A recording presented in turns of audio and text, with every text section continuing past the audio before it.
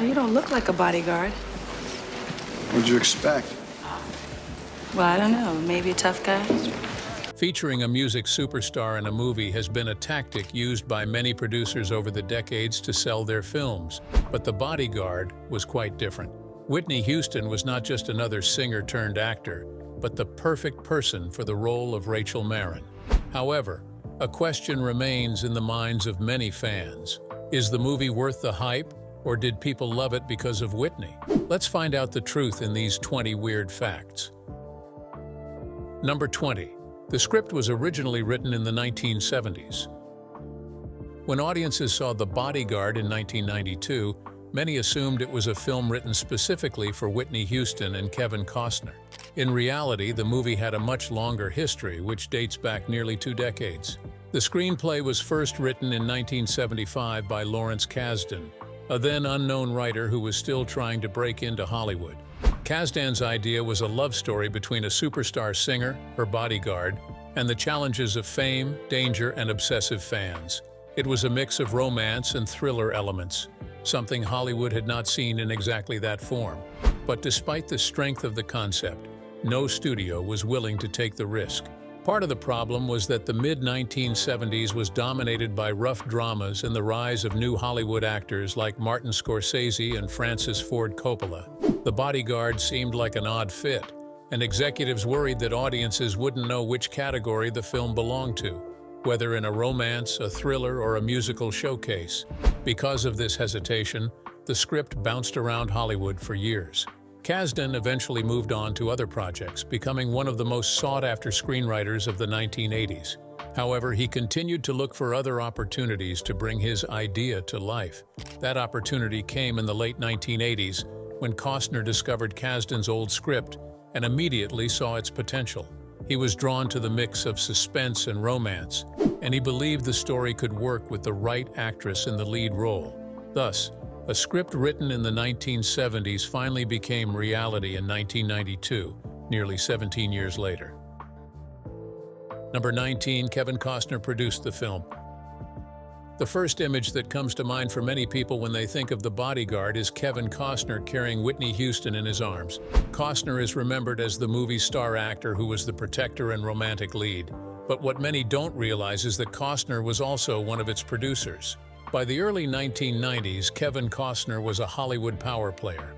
His career took off with hits like The Untouchables, Bull Durham, and most notably, Dances with Wolves, which he directed and starred in.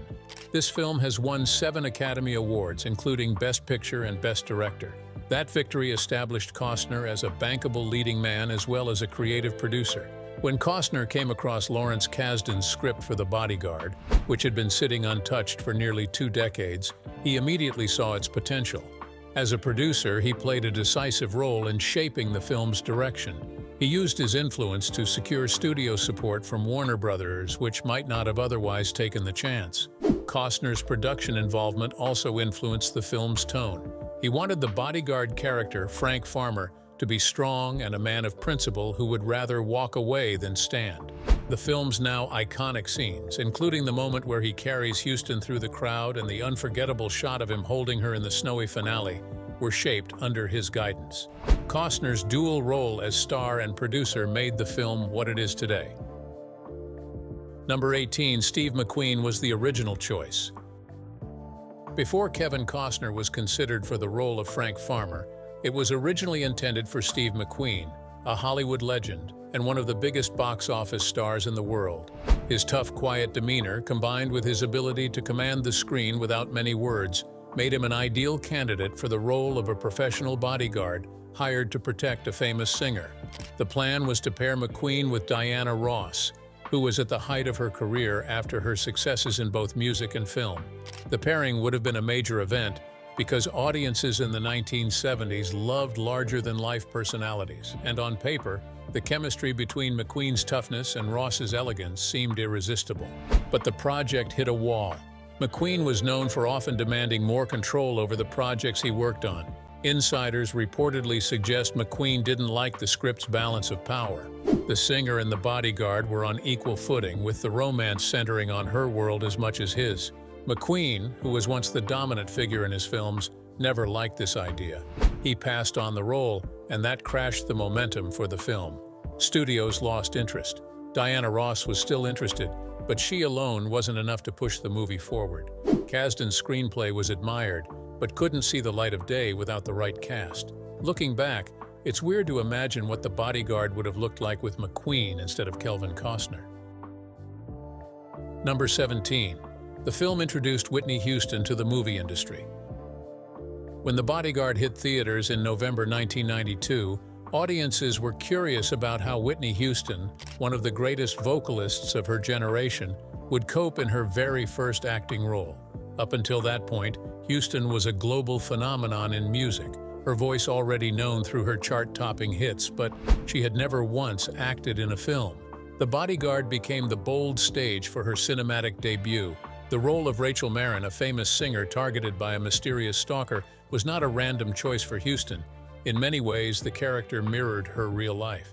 Still, acting required a different skill set, and Whitney was stepping into unfamiliar territory.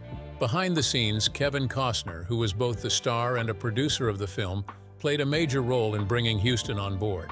Hollywood executives had initially considered several actresses for the role, including Madonna and Janet Jackson. However, Costner strongly believed that Whitney, despite having no acting experience, had the screen presence to carry the part. He reportedly persuaded the studio to take a chance on her, assuring them that audiences would connect with her authenticity and star power. Houston herself was hesitant at first.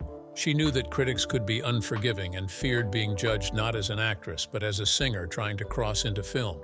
To prepare, she took acting lessons and worked closely with director Mick Jackson to develop her confidence on set.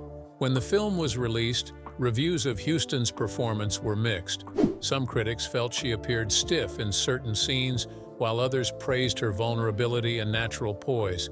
Thus, while The Bodyguard may have been Whitney Houston's acting debut, she also proved herself to be gifted in acting. Number 16. Some of Whitney's lines were cut.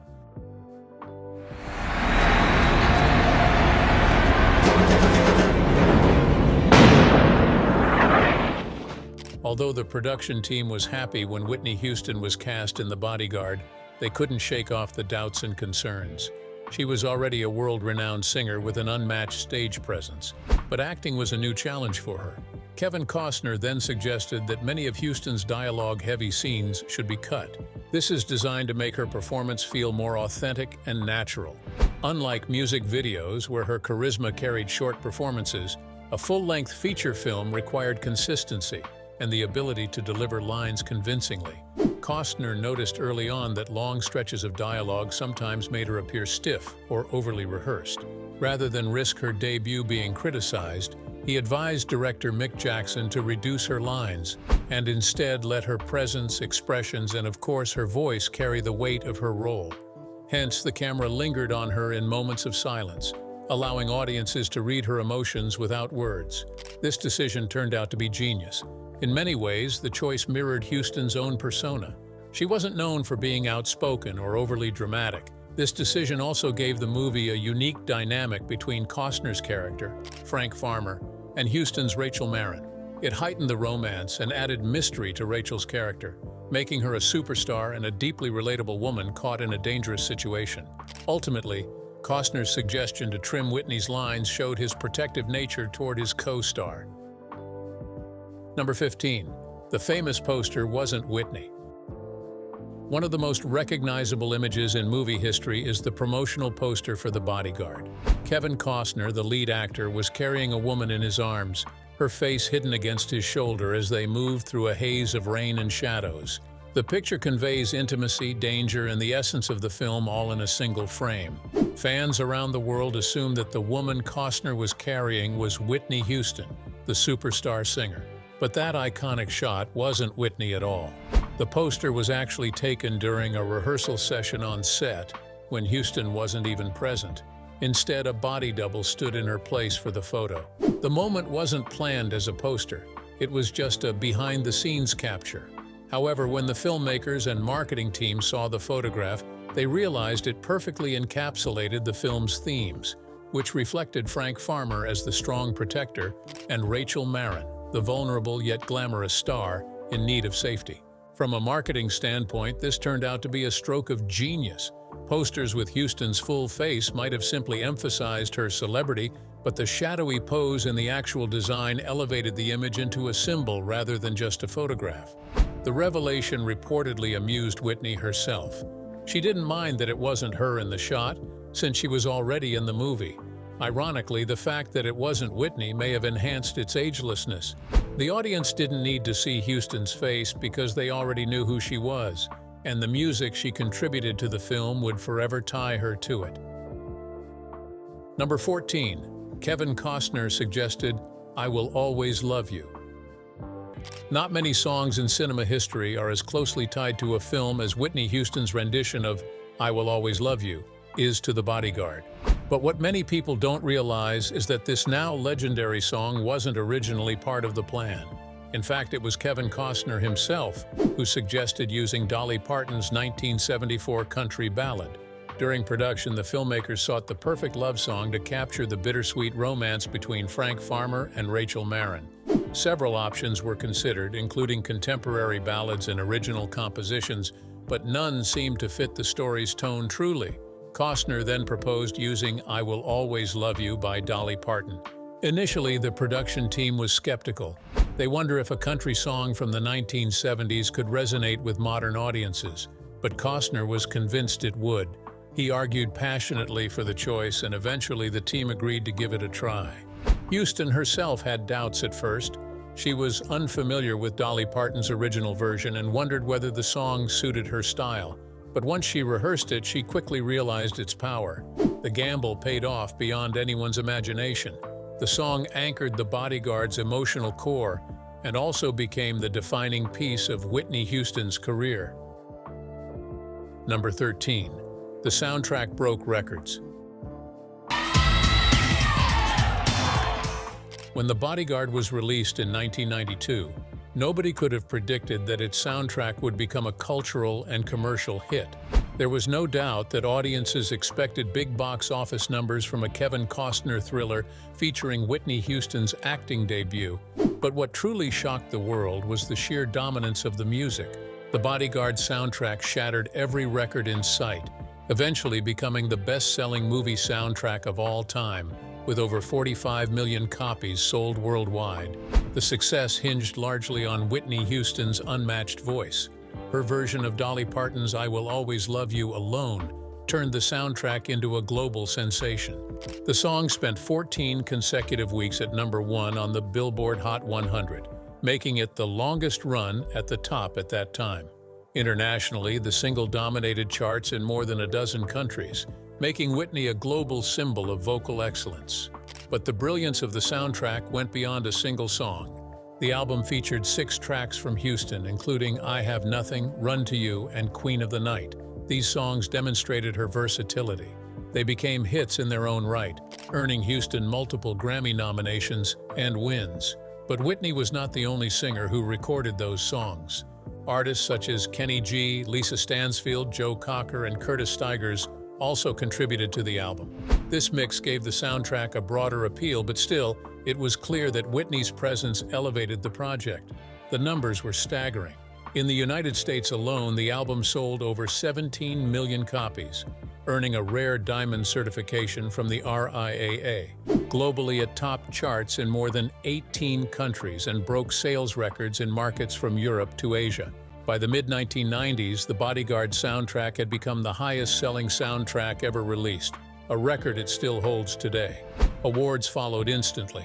The soundtrack won the Grammy Award for Album of the Year in 1994, while "I Will Always Love You" earned both Record of the Year and Best Female Pop Vocal Performance. Whitney's live performance of the song at the Grammys that year remains one of the most legendary moments in the show's history. Number 12. Whitney wanted another song instead. While deliberating on the soundtrack for the movie, Whitney was one of those who never supported the idea of using Dolly Parton's "I Will Always Love You." She originally wanted to sing Jimmy Ruffin's classic Motown ballad "What Becomes of the Broken Hearted." The decision made perfect sense at the time. Ruffin's 1966 hit carried the kind of heartbreaking tone that fit perfectly with Rachel Marin's emotional journey in the film. Houston, being a lover of classic soul, felt that it would give her character both depth and relatability. She also feels it will give her a chance to showcase her vocal power through a song that was already beloved by millions. However, while the producers began clearing the rights for the track, they discovered that What Becomes of the Broken-Hearted had just been featured in Fried Green Tomatoes just a year prior. Hollywood tends to avoid using the same recognizable song in two major films released so close together, especially when both are aiming for emotional resonance. This left the filmmakers scrambling for a replacement that could not only fit the narrative, but also allow Whitney to deliver a performance that would define the movie. That's when Kevin Costner stepped in with his famous suggestion of Dolly Parton's "I Will Always Love You." Initially, Whitney wasn't convinced. To her, the song was a simple country ballad, not the kind of powerhouse soul number she was used to delivering. However, Costner insisted that she begin the song a cappella, allowing her voice to take center stage and strip the moment down to pure emotion. Ironically, the rejection of Whitney's original choice turned out to be a blessing in disguise. While Ruffin's classic was already well known, Houston's version of "I Will Always Love You" became a cultural phenomenon, elevating her from superstar to legend. In the end, what began as a disappointment for Whitney paved the way for one of the most powerful music and film moments of all time. Number 11. Costner and Houston had real chemistry. One of the reasons The Bodyguard remains such a beloved classic is the undeniable chemistry between Kevin Costner and Whitney Houston. From the moment Frank Farmer and Rachel Marin looked into each other's eyes, a palpable tension was evident, a mix of vulnerability, passion, and unspoken desire that audiences could see and feel. It wasn't the kind of forced romance that sometimes happens in Hollywood when two big names are paired together. Their connection felt real and natural, so much so that it sparked widespread rumors of an off-screen romance between the two stars. At the time of filming, Kevin Costner was one of Hollywood's leading men, while Houston was stepping into her first acting role. From the beginning, Costner was protective of Houston, helping her navigate the challenges of her first film and giving her the confidence to lean into the role. Houston later admitted that she leaned on Costner for guidance during filming, which created a natural closeness between them. This mentorship was reportedly translated into an effortless behind-the-scenes romance. Even in the film, their chemistry was evident in the way their eyes locked, the hesitation before a kiss, and the unspoken feelings lingering in the pauses. Fans around the world noticed this, and it didn't take long for rumors to swirl that the two might be romantically involved off-screen. Both Costner and Houston, however, consistently denied any romantic involvement. Costner was navigating a divorce at the time, while Houston was married to Bobby Brown. Despite this, the rumors never fully died down, largely because their chemistry on screen was too strong for audiences to believe it was just acting. Number 10. Critics were not fans of the movie. When The Bodyguard premiered in November 1992, it had everything it needed to garner critical acclaim. But the opposite was the case. While audiences flocked to theaters and embraced the film wholeheartedly, critics were not kind. At the time of its release, The Bodyguard was met with a barrage of negative reviews, with many dismissing it as overly sentimental and a melodrama. Prominent outlets such as the New York Times and the Los Angeles Times criticized the film's pacing and emotional tone. Some reviewers complained that it leaned too heavily on cliches. Despite the undeniable chemistry audiences felt, some critics suggested that the romance between Costner and Houston lacked depth. To some critics, the film was perceived as predictable and seemed more like a star vehicle for Whitney Houston than a serious romantic thriller. Even today, the film still holds a relatively low score compared to its cultural reputation on Rotten Tomatoes. Reviewers at the time often zeroed in on Whitney's inexperience as an actress, pointing out her stiffness in certain scenes. Although her voice was universally praised, her transition from the recording studio to the big screen does not sit well with critics. Costner, too, was not spared. Some felt his star-studded performance was wooden, while others argued that the film squandered his talent. Yet despite the critics' harshness, audiences were swept up in the glamour, the tension, and the music. Over time, what critics dismissed as melodrama in 1992 became the very thing that made the film so beloved. The heightened emotions, the larger-than-life love story, and the fairy tale-like ending turned The Bodyguard into a romantic classic. Today it is remembered for the feelings it evoked and the legacy it left behind. In the end, The Bodyguard serves as a reminder that critics don't always have the final say. Number 9. Kevin Costner's white shirt became a cultural phenomenon. When people think of The Bodyguard, one of the first images that comes to mind is Kevin Costner in his signature crisp white turtleneck, paired with a dark blazer. This simple outfit became a visual identity for both the character Frank Farmer and the movie itself. The white turtleneck and blazer combination, portrayed in the film's posters and promotional material, symbolized Frank Farmer's no-nonsense persona. He is a former Secret Service agent tasked with protecting a glamorous superstar. He was disciplined, calm, and focused on his duty. The clean, stark white turtleneck paired with a dark blazer exuded calm strength without trying too hard. The white turtleneck itself quickly became a cultural phenomenon. Fans noted how effortlessly Costner carried the look, giving the bodyguard role a timeless elegance. Magazines at the time often featured it in their style sections, and even decades later, the outfit remains instantly recognizable to anyone familiar with the film. In interviews, Costner admitted that the decision for Frank Farmer's look was a practical choice to emphasize simplicity. Today, Kevin Costner's white turtleneck and blazer from The Bodyguard are remembered as a cultural symbol of romance. Number 8. The Stalker's subplot was inspired by real events. One of the most gripping elements of The Bodyguard is the subplot involving Rachel Marin's anonymous and obsessive stalker. The so-called fan always lurks in the shadows, sending threatening letters and ultimately attempting to take Whitney's life. While it worked brilliantly as a dramatic device, the idea was based on real-life concerns about celebrity safety. In the 1990s, reports of high-profile cases of celebrity stalking were frequently in the headlines, shaking both Hollywood and the music industry. John Lennon's murder in 1980 by an obsessed fan had already changed the way people thought about celebrity security. Later in 1989, actress Rebecca Schaeffer was tragically shot and killed at her Los Angeles apartment by an obsessed fan who had obtained her address through DMV records. This horrifying event prompted drastic changes in California's stalking laws and pointed out the very real dangers stars faced. By the time the film entered production, stars like Madonna, Michael Jackson, and even Whitney Houston herself had dealt with incidents involving unwanted pursuers. For Rachel Marin's character, the stalker was a narrative device that made her need for Frank Farmer's protection feel authentic. Audiences understood immediately why she required security beyond the usual entourage. Ultimately, the stalker subplot in The Bodyguard was mirroring the dangers of celebrity life in the late 20th century. Number 7. Whitney Houston's wigs were inconsistent and affected continuity. Behind the polished glamour of Whitney Houston's character in The Bodyguard lay a surprising production challenge that became a point of frustration both on and off set. Houston, known for her ever-changing hairstyles in her music career, needed a range of looks in the film to capture Rachel's status as a dazzling, world-class diva. But the wigs seemed difficult to style. According to crew members and later admissions from stylists, several wigs were used throughout filming.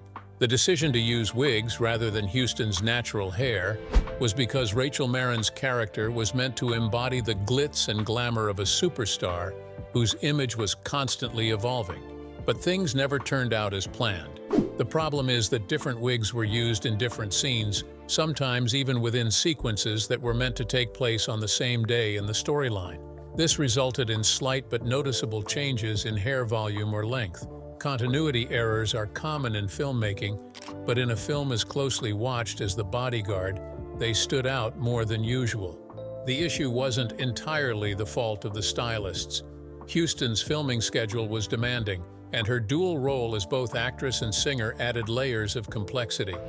Quick styling fixes were often required, leading to decisions that prioritized speed over continuity. One stylist later admitted that the wig situation became more chaotic than expected. What was meant to highlight Rachel Marin's glamorous persona sometimes worked against the movie's seamlessness. In the bigger picture, Houston's wigs elevated Rachel Marin's image as a glamorous superstar, whether perfectly consistent or not. Number 6. The snow scene was added later.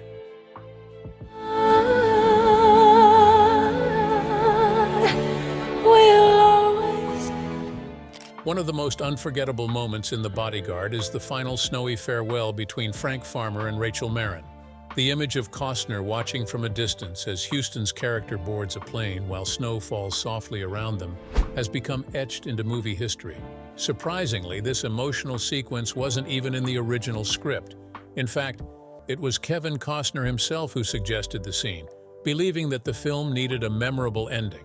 The original screenplay by Lawrence Kasdan was the conventional parting without any visual or emotional flourish. The core idea was always that the two would not end up together. However, Costner felt that the movie needed a stronger emotional payoff. His idea of using snow was brilliant because its quiet beauty automatically adds a layer of emotion to a scene. When the film was released, audiences immediately connected with the ending. Today, the snow scene is considered one of The Bodyguard's signature moments, proving just how important Kevin Costner's creative instincts were in shaping the film. Number 5. The movie was a box office smash. When The Bodyguard hit theaters in late 1992, many critics were quick to dismiss it. Reviews labeled it melodramatic, overly sentimental, and predictable. Despite its lukewarm critical reception, the film became a massive commercial success, pulling in over $411 million worldwide, making it one of the biggest box office hits of the 1990s. At the time, the early 1990s were dominated by action blockbusters, and romantic dramas rarely earned such groundbreaking numbers. But The Bodyguard had several factors working in its favor. First and foremost was the star power of Whitney Houston. Then there was Kevin Costner, who was at the top of his career in the 90s. The marketing campaign also played a key role. Posters featuring the now iconic image of Costner carrying Houston in his arms generated intrigue. Trailers heavily emphasized the elements and the romance, promising audiences a mix of action, passion, and, of course, Whitney Houston's voice. Financially, The Bodyguard performed beyond anyone's expectations. With a production budget of around $25 million, the film recouped its costs in just a matter of weeks. Domestically, it pulled in about $122 million, and internationally it crossed $288 million outside the U.S. This global success showed Houston's star power. The movie's success also helped redefine the potential of films driven by music. In hindsight, The Bodyguard's commercial dominance stands as a powerful reminder that audience connection often outweighs critical opinion. Number 4. The Oscars snubbed the soundtrack. One of the most surprising and controversial aspects of The Bodyguard's legacy was its relationship with the Academy Awards. Whitney Houston's breathtaking rendition of Dolly Parton's "I Will Always Love You" became one of the best-selling singles of all time. Many fans naturally assumed the song would dominate at the Oscars, but when nomination time came, there was silence. The reason for this snub was that, unlike the Grammys, the rules of the Oscars were broken. Any songs nominated for Best Original Song must be written specifically for the film, and since "I Will Always Love You" was originally written and recorded by Dolly Parton in 1973, it didn't qualify. This technicality stunned the public. Many casual fans didn't realize the song was a cover, as Houston's version so thoroughly redefined it for a new generation. The disqualification felt almost unfair, as if the Academy's rigid rules couldn't keep up with the cultural impact of what was unfolding on screen and on the charts. It wasn't just "I Will Always Love You" that was overlooked. The entire soundtrack, despite becoming the best-selling soundtrack of all time and winning Album of the Year at the Grammys, was virtually ignored by the Academy. While the Grammys celebrated Houston's achievement with top honors, the Oscars had no avenue to recognize her contribution. Number 3. A sequel was planned with Princess Diana. Perhaps one of the most astonishing stories in Hollywood history is that The Bodyguard almost had a sequel. Kevin Costner once revealed that plans were underway for a follow-up film that would have starred none other than Princess Diana in a role similar to Whitney Houston's Rachel Marin. The idea came in the mid-1990s when The Bodyguard had become a box office giant and a pop culture phenomenon. Hollywood naturally was hungry for a continuation of the story. Costner, who had also served as producer, was approached to reprise his role as Frank Farmer. But instead of reuniting with Houston's character, he will be protecting another woman under threat, who is none other than Diana, Princess of Wales. According to Costner, Sarah Ferguson, the Duchess of York, helped him connect the princess to the project. Diana was said to be intrigued by the idea of acting, and while she had no professional experience in film, she was curious about branching out beyond her royal duties. The script was still in its early stages when tragedy struck. In 1997, Princess Diana died in a car accident in Paris, ending any chance of the project moving forward. Today, the notion of a Bodyguard 2 starring Diana lives on, but only as one of the most fascinating unrealized projects in film history. Number 2. Dolly Parton made millions from the song. Most people are unaware that the iconic "I Will Always Love You" was not Whitney Houston's original song. For a long time, fans believed she composed it because of the way she sang it, as if it were her own. But the song belongs to no other but Dolly Parton. Long before the movie, Parton had penned and recorded the ballad in 1973 as a heartfelt farewell to her mentor and business partner, Porter Wagoner. The song was already successful in country circles, but no one could have predicted the global explosion it would experience 2 decades later. When Kevin Costner suggested using the song in The Bodyguard and Whitney Houston recorded it, Parton's little country ballad was transformed into a powerhouse pop anthem. Houston's version soared to #1 around the world, dominated the charts for 14 consecutive weeks in the US, and went on to become one of the best-selling singles of all time. For Dolly, the financial ripple effect was staggering. Reports estimate that she earned over $10 million in royalties from the movie alone. In interviews, Dolly often said hearing Whitney's version for the first time was like discovering the song all over again. "I almost wrecked my car," she once recalled, describing how blown away she was by Houston's voice. The royalties from the song also underscored Parton's sharp business instincts. She famously kept the publishing rights to her compositions, a decision that many artists at the time overlooked. As a result, she directly benefited every time "I Will Always Love You" was played on the radio, sold as part of the soundtrack, or licensed for other uses. Beyond the money, the song became a symbol of an artistic masterpiece of Dolly's heartfelt writing and Whitney's powerful delivery, which created one of the greatest musical moments in film history. Number 1. Kevin Costner spoke at Whitney's funeral. I asked her to be my co-star in a movie called The Bodyguard. I thought she was the perfect choice. When Whitney Houston passed away in February 2012, the world mourned the loss of one of the greatest voices of all time. Among the speakers at her funeral was Kevin Costner, her Bodyguard co-star, who delivered one of the most heartfelt eulogies of the service. Costner's words carried a weight that only someone who had shared a deeply personal and transformative experience with Houston could offer. Their collaboration on The Bodyguard was not just professional. It had created a bond of respect and trust. At the funeral, Costner spoke openly about the struggles Whitney had faced before stepping into the role of Rachel Marron. He reminded everyone that Houston had doubts about whether she was good enough to act alongside him, a seasoned Hollywood star, despite being a global superstar singer. Perhaps the most touching part of Costner's tribute was his reminder to the audience that Whitney, despite her fame, still wrestled with insecurity. As he closed, Costner's voice cracked with emotion, leaving the congregation in silence. There was no doubt that Costner honored Whitney not just as a superstar, but also as the woman behind the legend. What have you learned from these weird facts about The Bodyguard? Share with us in the comments and subscribe to our YouTube channel. Hit the like button and watch other videos on this channel before you leave.